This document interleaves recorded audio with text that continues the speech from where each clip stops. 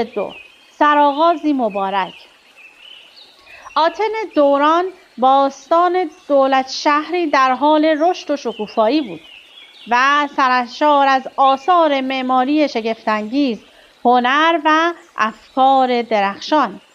در جنوب شرقی اروپا سرزمینی مملو از تپه‌های آفتاب سوخته، درختان گرهدار زیتون و ویرانه‌های باستانی قرار دارد.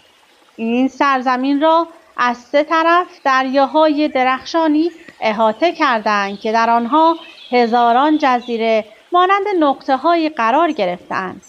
این سرزمین یونان نام دارد، کشوری که وسعت آن تنها به اندازه ایالت آلاباما در امریکاست. اما یونان با وجود وسعت کمی که دارد، برخی از بزرگترین نوابغ فرهنگی را به جهان هدیه داده است.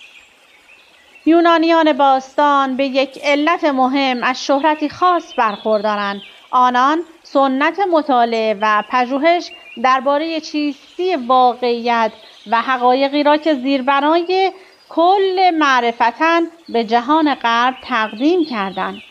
یونانیان این جستجوی حقیقت را فیلسوفیا یا همان فلسفه نام نهادند که به معنای عشق به دانایی است. نوشته‌های کهن به ما می‌گویند که سقراط در سال 469 قمری میلادی در منطقه سیاسی کوچک آلوپکه در آتن سالها پیش از آنکه کشوری به نام یونان وجود داشته باشد به دنیا آمد.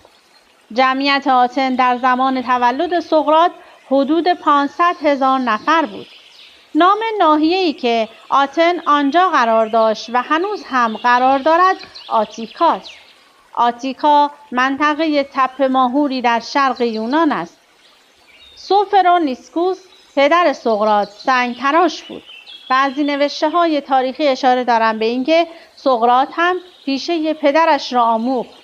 فنارته مادر سقراط ماما بود که به زاده شدن نوزادان کمک می‌کرد. بنا به سنت بعد از تولد پدر یا سرپرست نوزاد تصمیم